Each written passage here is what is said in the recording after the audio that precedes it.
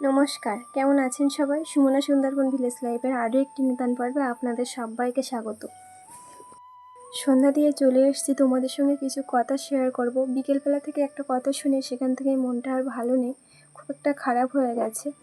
তো বিকেলবেলায় আমি রাস্তায় বসেছিলাম, তখন একজন কাকিমা এসে আমাকে বললেন যে তোমার বাপের বাড়ির কাছে একজনের কুমিরে ধরেছে, জানো? তো আমি সত্যিই জানতাম না কথাটা। তো আমি তাকে বললাম, না আমি জানি না, কাকে ধরেছে? তখন আমার একজন ননদ, সে আমাকে বলল যে ওনার একজন যাকে কুমিরে ধরেছে তার একজনের জামাইয়ের নাম করে বলছে যে ওনার শ্বশুরমশাইয়ের কুমিরে ধরেছে।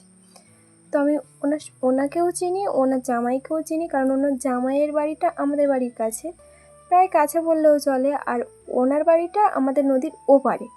তো মানে আমার বাপের বাড়ি নদীর ওপারে। তো আমি তখন বলছি, হ্যাঁ আমি ওনাকে চিনি। তো কী করে ধরলো? তখন ওনাদের কাছে শোনার আগে ওই কথাটা শুনতেই আমার বড় বৌদি ফোন করেছে আমার কাছে। তো আমরা কেমন আছি বৃত্তান্ত শোনার পরে বড় বৌদি আমাকে বললেন যে এরকম ওনাকে কুমিরে ধরেছে। এবারে আমি ডিটেলসে সব কিছু শোনার পরে বললাম ঠিক আছে। তো তারপরে আমি কিছুক্ষণ বড় বৌদির সঙ্গে কথা বলার পরে জানতে পারলাম সেটা আমি তোমাকে পরে বলছি। তো তারপরে আমি ওখান থেকে বৃষ্টি এসেছিলো বলে বাড়ি চলে এসেছিলাম। তো মনটা সত্যিই খারাপ, কারণ আমি ওনাকে দেখেছি অনেকবার। যদি না দেখতাম তাহলে হয়তো অতটা খারাপ লাগতো না। আর ওনাকে আমি দেখেছি, ওনার সঙ্গে আমার যখনই দেখা হতো উনি কথা বলতেন, আমিও কথা বলতাম। ওনার সঙ্গে আমি কথা বলেছি অনেকবার, চেনা পরিচিত আছে বললেও চলে। এবারে তারপরে আমার মা, আমি যখন বাড়ি এসেছি রাস্তা থেকে, তখন মা আমাকে ফোন করে বললেন সব ডিটেলসে। এবার তোমাদেরকে আমি বলছি কি বলেছে।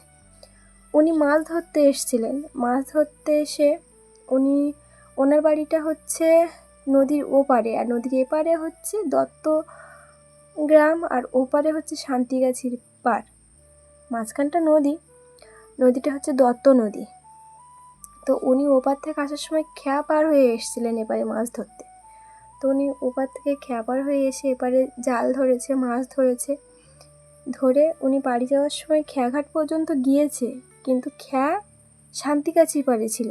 সেই জন্য উনি খেয়া পার হওয়ার কোনো প্রয়োজন না মনে করে উনি সাঁতরে পার হওয়ার চিন্তাভাবনা করেন। উনি সাঁতরে পার হওয়ার জন্য যথারীতি জলে নেমেও গেছেন, সাঁতরে কিছুটা গেছিল। এমন সময় কুমিরে নাকি তাকে ধরেছে। কুমিরে যখন ধরেছিল তখন উনি একটাই মাত্র নাকি চিৎকার করেছিল। চিৎকার করার সঙ্গে সঙ্গে খেয়ার ওপারে যে মাঝি ছিল, সেই খেয়া মাঝি শুনতে পেয়েছিল, আর ওখানে কয়েকটা জেলে নৌকা ছিল, তারা শুনতে পেয়েছিল। তো তারপরে ফরেস্টার অফিসকে খবর দেওয়া হয়, সেখান থেকে বোটে করে লোকজন সবাই আসেন।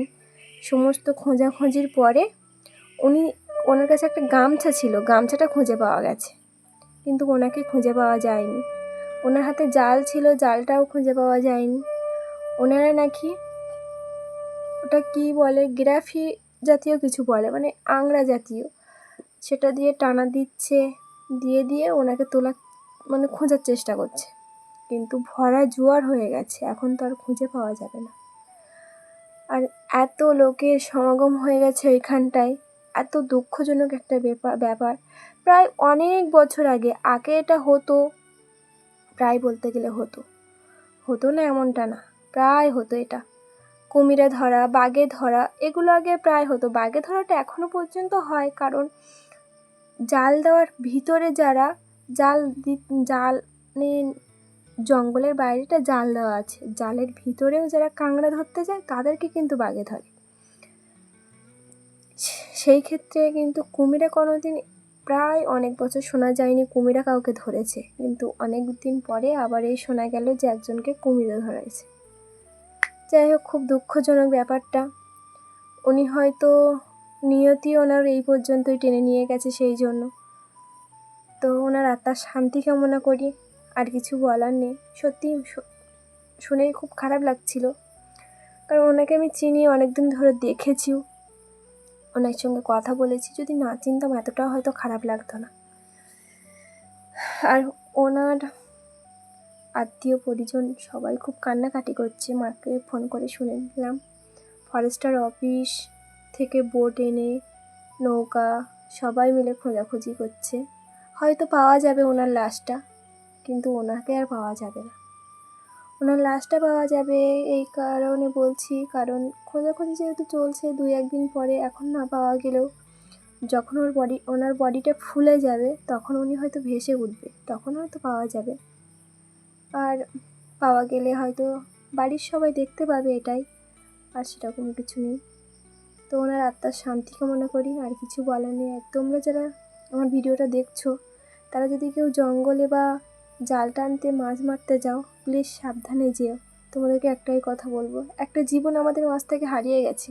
আমিও অনেকবার ভেবেছি যে তোমাদের সামনে হয়তো নদীতে গিয়ে মাছ ধরার ভিডিও দেব, কিন্তু সাহস হয়নি, কারণ আমার নদীতে যেতে খুব ভয় করে। আমার বাপের বাড়িটা নদীর কাছে, কিন্তু তবুও আমার নদীতে যেতে সত্যিই খুব ভয় করে। আর আমার বেশিরভাগ নদীতে যেতাম আগে, আমি অনেক ছোটোবেলায় আমাদের যখন নৌকা ছিল তখন যেতাম, তখন দেখতাম নদীর কূল দিয়ে সাপ থাকতো, সেগুলোই ভয় পেতাম, কিন্তু বড় কিছু ভয় পেতাম না। আজ এটা শুনতে সত্যিই গায়ে কাঁটা দিয়ে উঠছে। তো আজকের পর্বটা এই পর্যন্ত। ভালো লাগলে অবশ্যই লাইক, কমেন্ট, শেয়ার করবেন এবং চ্যানেলটিকে সাবস্ক্রাইব করবেন। দেখা হচ্ছে পরবর্তী আরও একটি নতুন পর্বে।